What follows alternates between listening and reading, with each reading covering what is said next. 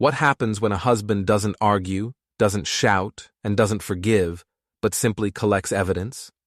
Why did a moment I swore was innocent fun turn into a court case that cost me everything? I thought his silence meant I'd gotten away with it. I didn't realize it meant he'd already started building his revenge. My name is Selene Hart, 33, and I used to tell people I was just naturally friendly. That was my excuse for everything, every laugh that lingered too long, every touch that should have been shorter, every glance I held when I knew I shouldn't. I said I just liked people, that my husband, Ethan, was too serious to understand. He was the quiet type, steady and calm, the kind of man who made lists for everything and never raised his voice.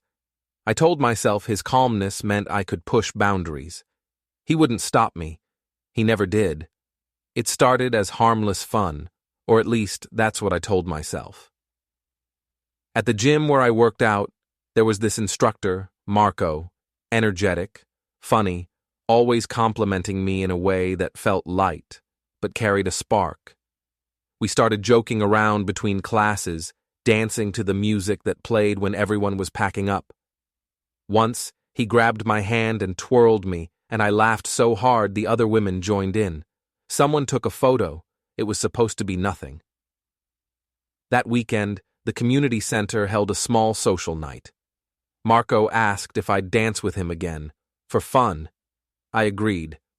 I told Ethan about the event, made it sound like a casual family thing, nothing romantic. He said he might drop by after work. I said sure, thinking he wouldn't. But he did.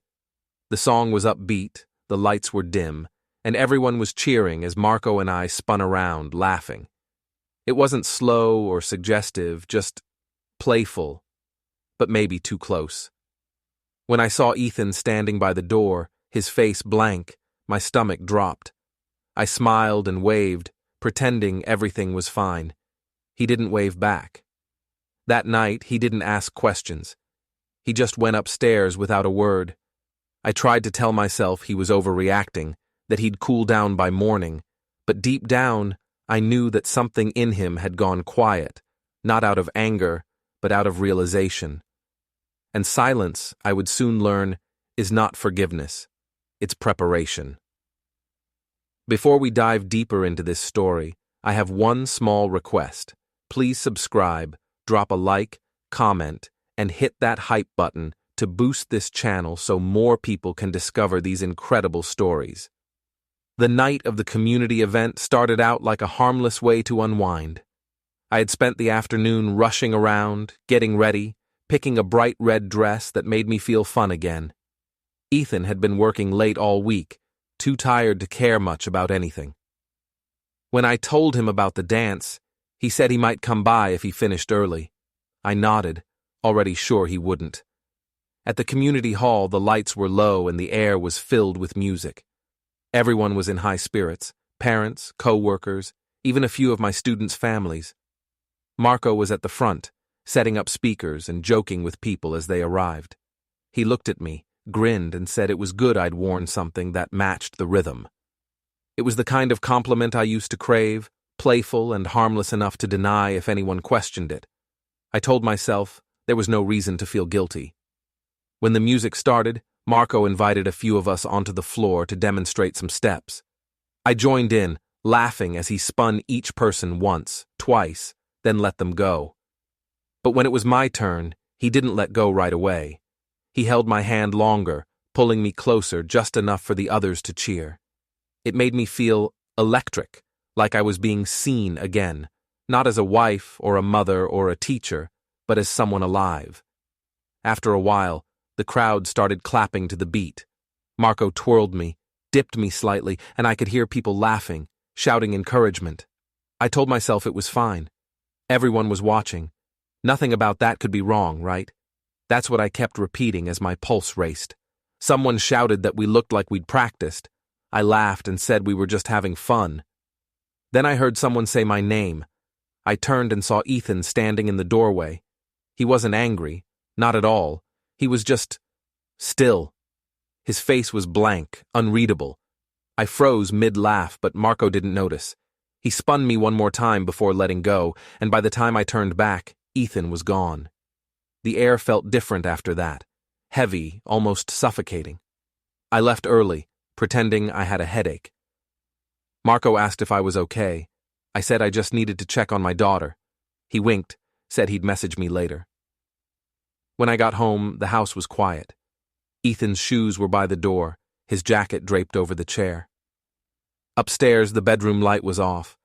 I peeked in and saw him lying on his side, facing away. I whispered that I was home, but he didn't answer. I told myself he was being childish. It was just a dance, not a crime. The next morning, he was up before me, making coffee. He didn't look upset, just distant. I tried to act normal, asking if he wanted breakfast. He said he wasn't hungry. I said he shouldn't make such a big deal out of last night. He looked at me then, finally, and said, "Was it supposed to be small?" I didn't know how to answer. I said he was taking everything too seriously. He nodded once, poured his coffee, and left for work. Later that day, Nora called. She'd seen photos on social media. Someone had posted a short video of me and Marco dancing. It already had comments. People said we looked like a couple, that the chemistry was obvious. I laughed it off, told Nora people were ridiculous. She said Ethan must have been embarrassed. I said he needed to learn to relax. She told me to delete the post before it spread more. I told her I wouldn't hide something innocent just because my husband had a fragile ego. That evening, Ethan came home quietly again. I thought about apologizing, but didn't. Instead, I said, "I hope you're not still upset about last night." He said, "I'm not upset." That answer felt worse than anger. He didn't argue, didn't accuse, just stayed calm. I told him it was all playful. Everyone saw it. Nothing inappropriate happened. He said, "If everyone saw it, then I guess everyone knows what I don't." I didn't know what he meant then. Before bed, I noticed he'd taken the framed photo from our wedding off the dresser. It was gone the next morning, replaced with a small plant. When I asked where the photo was, he said he'd put it away. I said, "You're being dramatic." He said, "I'm being careful." At work the next day, Marco texted me a link to the same video Nora mentioned. He added, "You really know how to move." I laughed at my desk, a nervous laugh that felt hollow. I didn't respond, but I didn't delete it either.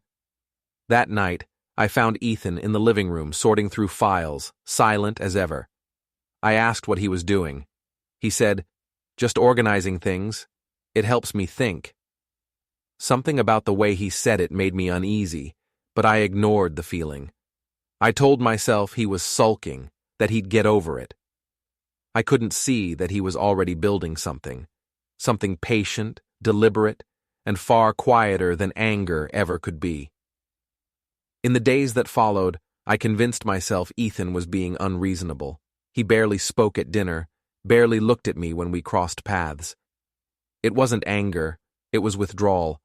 I told myself that kind of silence was manipulation, not maturity. When Nora called, I vented to her about how he was punishing me for nothing. She said I shouldn't let him control me, that I deserved to have fun. "He's acting jealous," she said. "Jealousy is a weakness." I liked that word, weakness. It made me feel like I had the upper hand again. At school, people started whispering. Someone must have seen the video, or maybe just heard about it, but a few co-workers made comments about the teacher with the dance moves. I laughed it off, pretending not to care. But when I got home that night, I noticed Ethan's laptop open on the kitchen table. The screen showed a paused video, the same one from the community event. He'd been watching it. I stood there, staring, feeling the tiniest crack of panic. Then I told myself he was just being obsessive. When he walked in a few minutes later, I tried to act casual. I said he shouldn't believe everything he sees online. He said, "I believe what I see in person." I told him it was harmless fun, that everyone danced that night. He said, "Not like that." His voice wasn't raised, but his words carried weight. I said he was overreacting, that he was making me feel like a criminal. He said, "Then stop acting like one." That line stayed with me all night.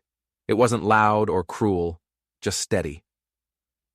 I lay awake, replaying the dance in my head, wondering if maybe he'd really seen something that wasn't there, or maybe he'd seen exactly what I was pretending wasn't. The next day, Marco texted again. He said people were teasing him about the video, calling me his dance partner. He wrote, "You should come to the gym again. Show them you're not afraid." I hesitated, then agreed. It was stupid, but I wanted to prove I wasn't guilty of anything. I wanted to feel in control again. When I told Ethan that evening I was heading to the gym, he didn't argue. He just said, "You should probably enjoy it while it lasts." I asked what that meant, but he didn't answer. He poured himself a glass of water and walked out of the kitchen. I felt my face burn, not from guilt but from humiliation. I hated how calm he was, how small he made me feel by saying so little. At the gym, Marco greeted me with his usual smile. He said everyone had moved on from the drama. "It's old news," he said. "No one cares." I wanted to believe that. We talked while I stretched, and for a moment, I felt normal again. But when I turned my phone over later, I saw Ethan had texted, "Dinner's ready if you're coming home?" I didn't reply. When I got back that night, the house was quiet. Ethan was in the living room with Lily, helping her with homework. She looked up and asked if we were going to dance again at the next event. I froze. Ethan smiled gently at her and said, "Mommy might be too busy for dancing." She didn't understand the tone, but I did. After she went to bed, I told him that was a cruel thing to say in front of her. He said, "I'm just telling her the truth." I said, "You don't know what truth means anymore." He said, "I know enough to start writing it down." The next morning, I found a small notebook on the counter. On the cover, written in Ethan's neat handwriting, was one word: records. Inside were dates, notes, and small details. Times I'd gone out, who I'd said I was meeting, how late I'd come home. It looked clinical, almost like accounting. I confronted him about it. He said, "You keep saying it's all harmless. Then you won't mind if I keep track." I told him he was acting insane, that he was turning into one of those paranoid husbands from bad TV dramas. He said, "No, I'm just learning not to ignore patterns." I slammed the notebook shut and threw it across the table, but he didn't flinch.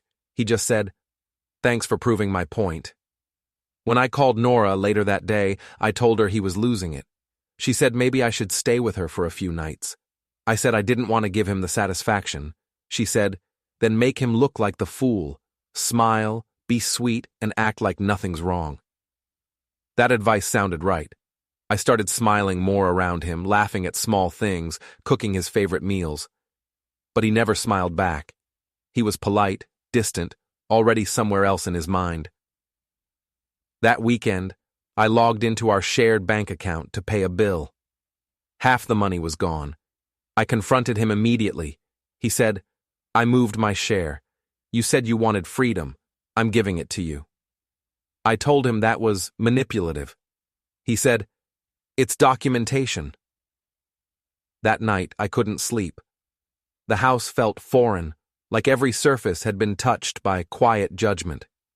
I used to think his silence meant surrender. Now I was starting to realize it meant strategy. By the next week, everyone in our circle had seen the video. Someone had tagged me in it again, this time with laughing emojis and comments about the teacher and her dance coach. I untagged myself immediately, but it didn't matter. The whispers were already spreading.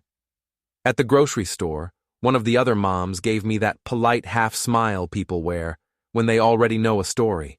I went home angry, not at them, but at Ethan. In my mind, it was his fault for letting this get out of control. If he'd defended me, if he'd just told people it was nothing, the gossip would have died. Instead, he said nothing, and silence in a small town always turns into guilt. That night, I told him people were talking. He said, "That's what happens when you give them something to see." I snapped, saying he could have stood up for me. He replied, "You stood up for yourself just fine that night." The calmness in his tone made me shake. I told him he was cruel. He said, "You mistake consequences for cruelty." After that, I started going out more. Book clubs, girls' dinners, anything to show him he couldn't control me. Marco texted me a few times saying we should do another event. I ignored him at first, but eventually gave in. I told myself I was tired of pretending to be ashamed. When I mentioned it to Nora, she said I might as well enjoy myself.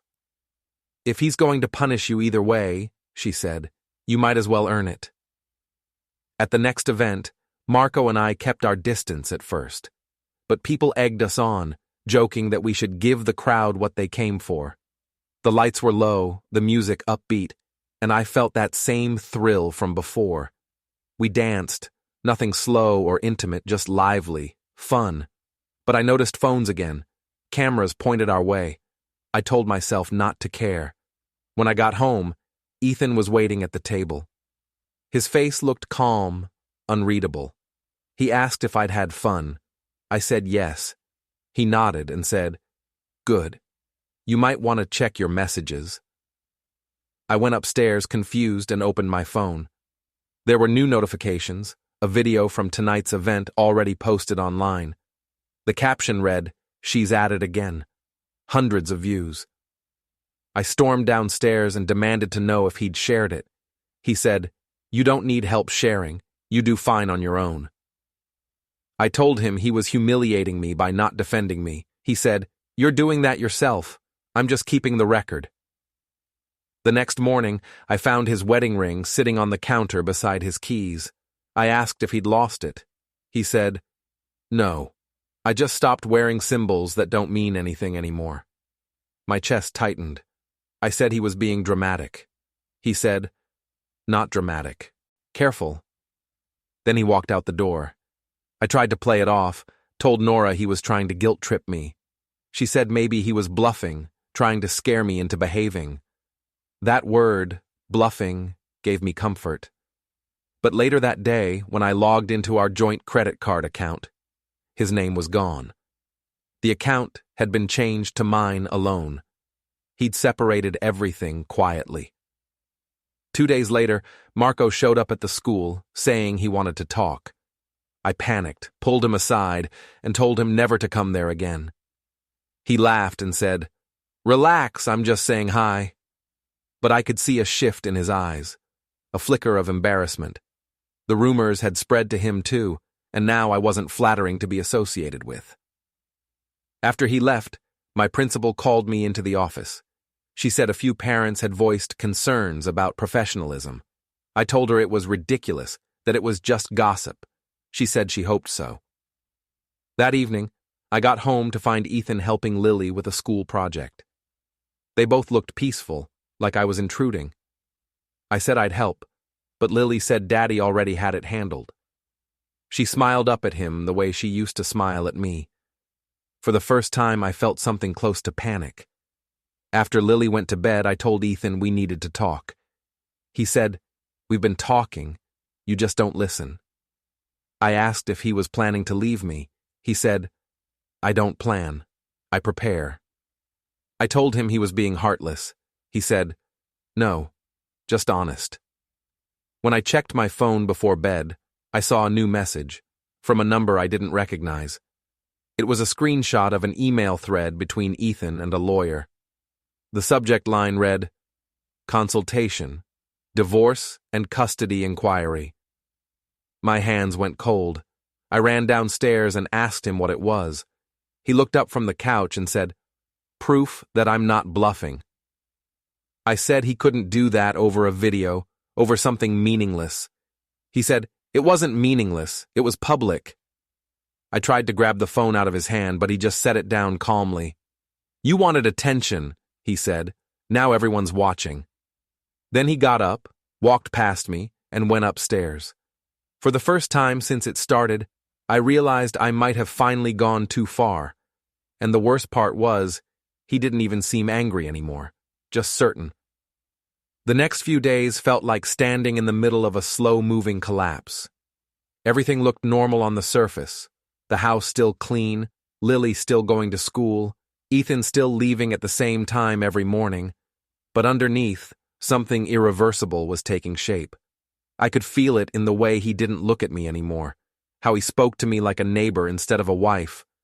When I tried to joke with him, he just nodded politely. I told myself he was trying to guilt me into confessing that if I acted unbothered, he'd eventually calm down. I was wrong. The first sign of what he was doing came on Thursday. A letter arrived from the bank, addressed to both of us. It said the mortgage payments had been restructured. When I called the number on the letter, they told me Ethan had moved the account into his name alone after filing a financial separation request. I didn't even know that was possible. I asked why they hadn't called me first, and they said I'd signed permission for joint authorization years ago. He had planned this long before I even noticed something was happening. That night, I confronted him. I said he was being vindictive. He said, "No, I'm being responsible." I told him he couldn't just erase me from everything. He said, "You did that yourself, I'm just catching up." I told him this wasn't love. He said, "Exactly." I called Nora, furious. She said maybe he was bluffing again, that he just wanted to scare me into submission. She told me to stay calm, act innocent, and make sure everyone knew he was overreacting. So that's what I did. The next day, I posted a photo of us on social media, an old picture from a family picnic with a caption about cherishing simple moments. It got dozens of likes. For a few hours, I felt safe again. Then Diana called. She said very quietly that it was pathetic to pretend online while tearing a family apart in real life. She told me Ethan wasn't angry anymore, just disappointed, and that disappointed people make the cleanest decisions. I told her she was being cruel. She said, "No, I'm warning you." Then she hung up. At school, the gossip worsened. Some parents requested to move their children out of my class for personal comfort. My principal asked if I needed time off. I said I was fine, but my hands shook when I wrote on the board. The whispers followed me down the hall, people smiling too nicely, looking away too quickly. I blamed Ethan in my head for not defending me, for letting the story take shape. When I got home that afternoon, the house smelled faintly of cleaning solution. Ethan was in the office sorting papers. I asked what he was doing. He said, "Making copies for my lawyer." I froze. I asked if he'd really filed. He said, "It's been filed for days."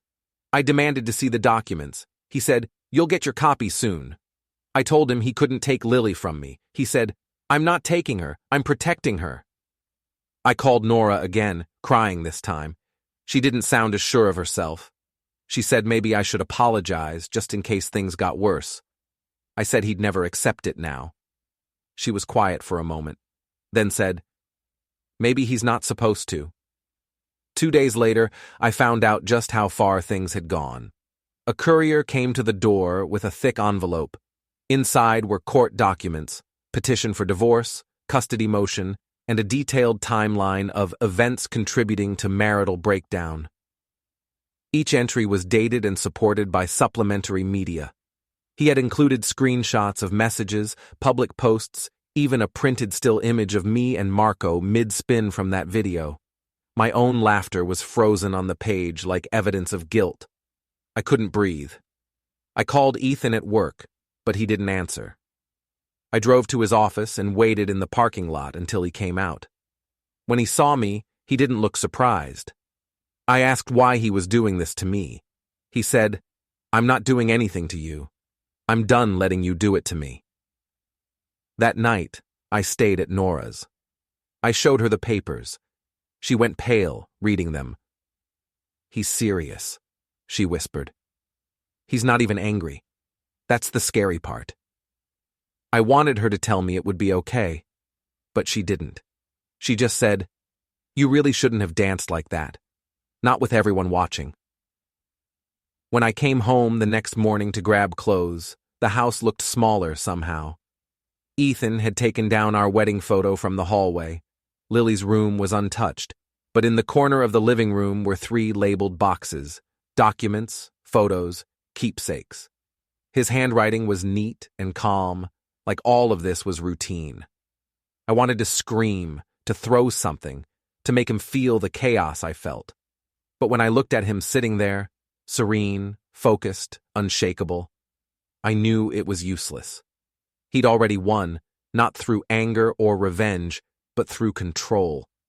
I said, "You don't have to ruin my life to prove your point." He said, "I'm not ruining it. I'm just removing myself from it."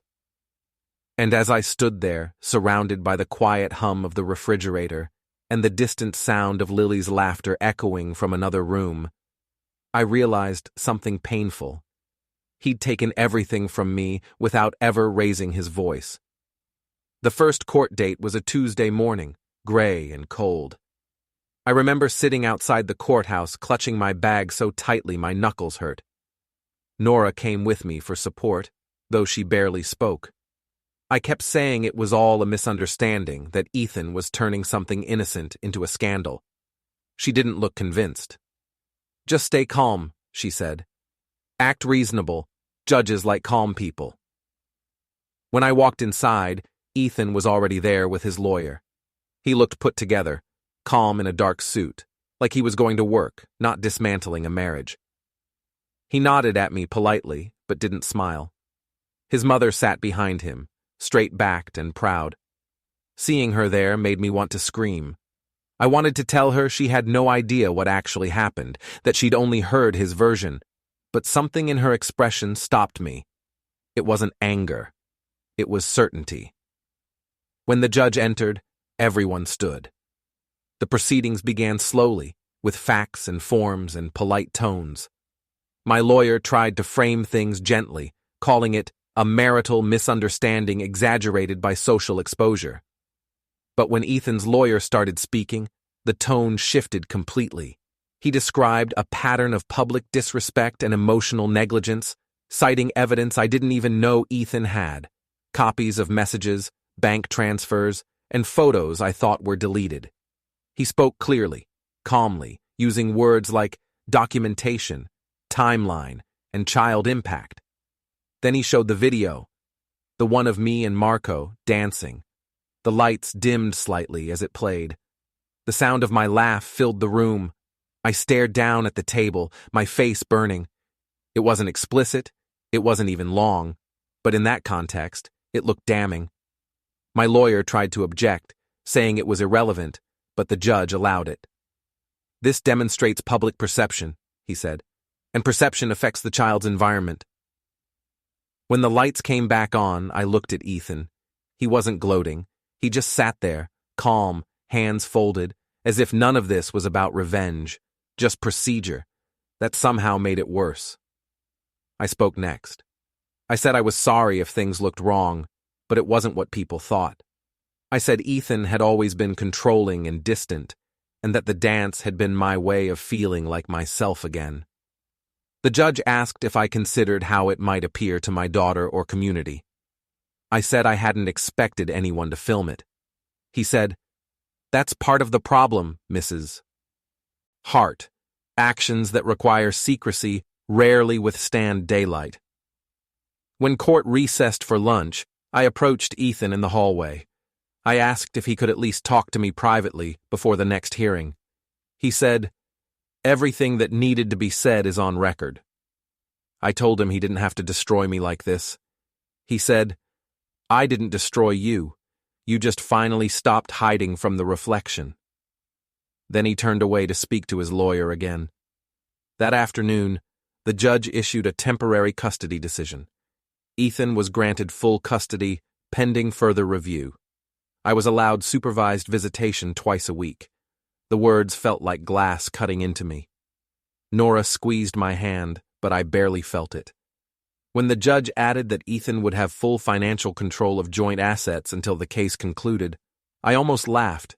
It felt unreal, like something happening to another person. Afterward, outside the courthouse, reporters weren't waiting. This wasn't that kind of story, but the absence of noise made it worse. I watched Ethan walk away with his mother and Lily. He didn't look back. Lily waved once, but Diana gently guided her forward. I called her name, but she didn't turn. When I got home, the silence hit harder than ever. Every sound, the creak of the stairs, the hum of the fridge, felt amplified. I poured myself a drink and stared at the legal envelope still sitting on the counter. Inside were copies of everything: bank records, text logs, social media posts. My handwriting on some of them felt like evidence against myself.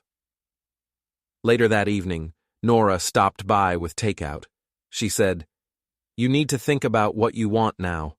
Fighting him might make it worse." I said I wanted my life back. She said, "That life's gone. He's already rewritten it." I went to bed early but couldn't sleep. Around midnight, I got a text from Marco for the first time in weeks.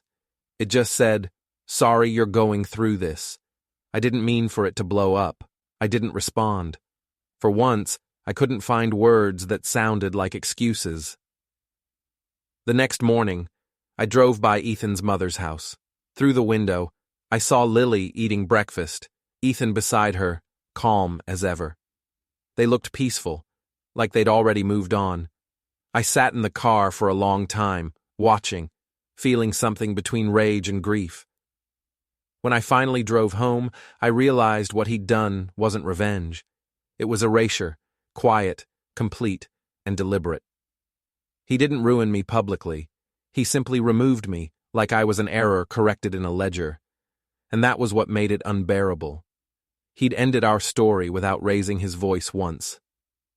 The house feels hollow now, like it's holding its breath. Half the furniture is gone, the closets nearly empty. Ethan came last week to move the rest of his things, polite as always, careful not to touch anything that wasn't his. I stood by the doorway, pretending to check my phone while he walked from room to room. Lily followed him, carrying one of her stuffed animals. She didn't speak to me, just stayed close to his side. When they left, she turned and waved, a small motion through the car window. I waved back, but she didn't see me. That night, I sat in the living room and stared at the bare walls. The silence pressed against my chest. I kept waiting for anger to come, for some loud, righteous fury that would make me feel less small. But it never did. All I felt was a kind of quiet shame that I couldn't explain away anymore. Every excuse I'd told myself, every "it was just a dance," every "he's overreacting," sounded childish now. The final court papers arrived 2 days ago. The words were neat and emotionless. Final decree of dissolution. Custody granted to Ethan Hart. Property division complete. No alimony awarded. I read the entire thing twice before realizing I was crying. Not because of the money or the judgment, because of how cleanly it ended. He'd managed to take everything from me without ever shouting, without ever showing hate, just silence, paperwork, and precision. Nora stopped by this morning. She stood awkwardly in the doorway, unsure what to say. I told her it was fine, that I was fine. She said I didn't look fine. I laughed, said it was only a dance, that none of this should have gone this far. She looked at me for a long time before saying quietly, "It was never about the dance." Then she left, and I haven't heard from her since. I still check Ethan's social media sometimes. He doesn't post often, but last night there was a photo, Lily holding a school certificate, smiling proudly. Ethan's caption just said, "She did great." No mention of me, no trace that I'd ever been there. I stared at the picture for a long time, trying to remember what it felt like when we were still a family, when laughter didn't feel like evidence. The house will be sold next month. Ethan handled the sale through the lawyer, of course. I won't even have to meet the buyers. I walk through the rooms at night, touching the walls, remembering where everything used to be. The shelf with Lily's drawings, the couch where Ethan read after dinner, the spot where I practiced those dance steps before that night. Every space feels like an echo of the life I thought was unbreakable. I tell myself I didn't mean to destroy it. I never wanted to lose him or her or any of it. I just wanted to feel alive for a moment. That's what I said to justify everything, that it was harmless, that I was still the same person.